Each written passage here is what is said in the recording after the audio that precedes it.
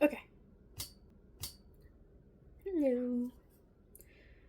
So, there was a post I made, and I just can't keep up with all the questions, so I decided to make a YouTube video instead and answer the questions of the YouTube video. Maui Nurse says, what have you found is the most effective way to ward against oneself? The most effective way I've learned to ward against myself is through energy work. A good energy worker that teaches you this is Captain Boots 138.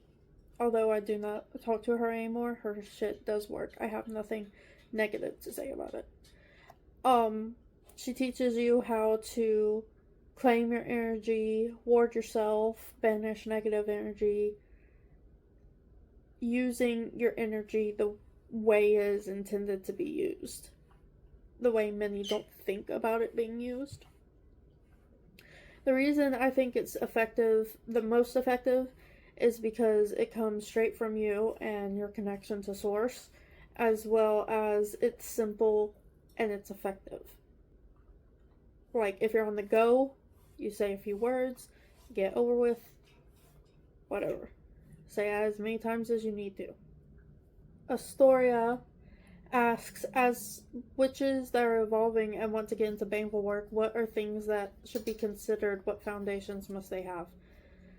You have to have good groundwork for protection, because if you're going to go around throwing at people, especially if you're starting out, you can fuck up real easily and you can bite yourself in the ass. You have to have good protection. And protection is just not one layer, multi-layers. Protection for your physical, for your mental, for your spirit, in the form of physical witchcraft, energy work, stuff like that. Multiple mediums, as I call them. You know how whenever you're doing art, you can use a marker, paint, whatever. I call different forms of craft mediums. So, physical witchcraft, energy work, mediums. You also need to understand energy flow and karma.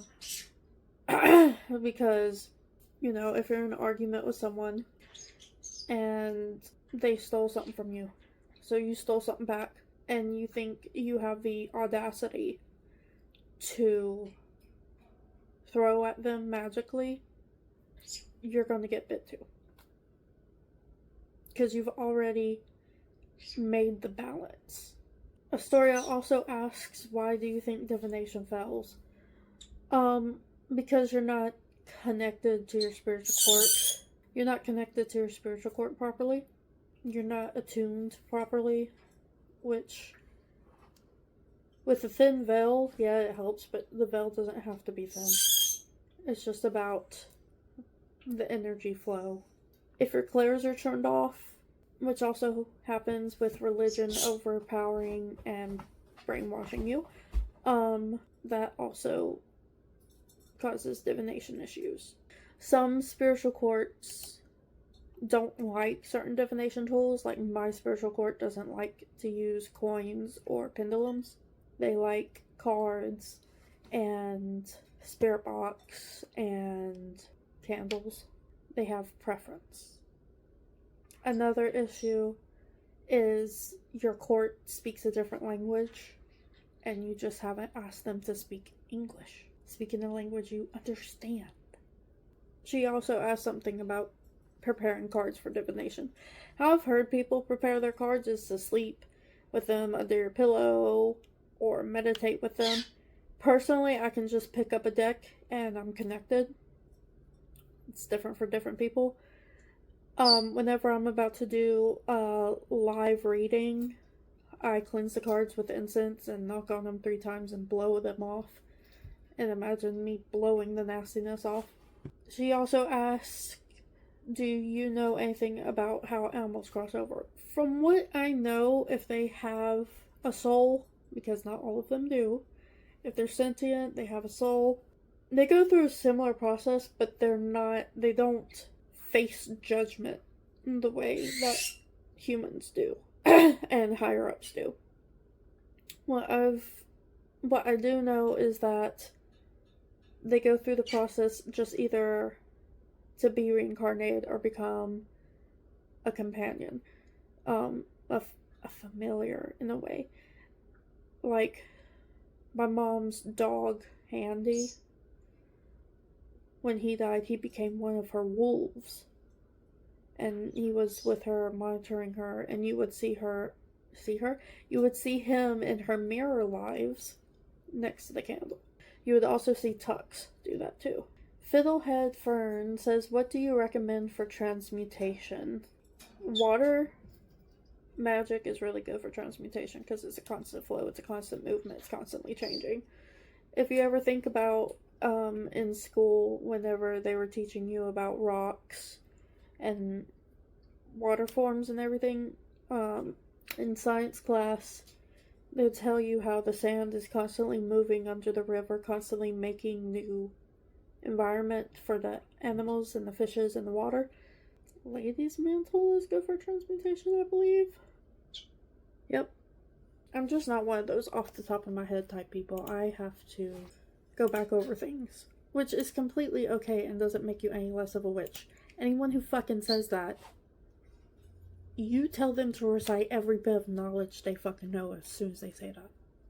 Amber, Lady's mantle, yucca, and the color black. E.R. Nightwood says, what are spells that don't involve candles? Literally everything you do in daily life, honey. A shower can be a spell. You're cleansing the negativity. You're cleansing the gunk off of you. Drinking your precious tea can be a spell because the ingredients in your tea, there's a reason when you drink lavender you calm down. Any prayer that you do, it doesn't have to be a Christian prayer. You just sit there and you're like, I hope this goes well. Incantation. The setup to make a spell is the smallest fucking pinch of intention. Don't fall for these intention bitches. The smallest fucking pinch of intention. Action. Ingredients. Like a really simple one is having a quartz in your cup of water and telling the quartz that you want it to help energize you throughout the day. You drink the cup of water, get more energized, you start doing more stuff. Rather be going to the gym, organizing work, whatever. Any sigil thing, rather it be a pinnacle or some shit you created, writing it somewhere, and it do a job. Cooking is always witchcraft.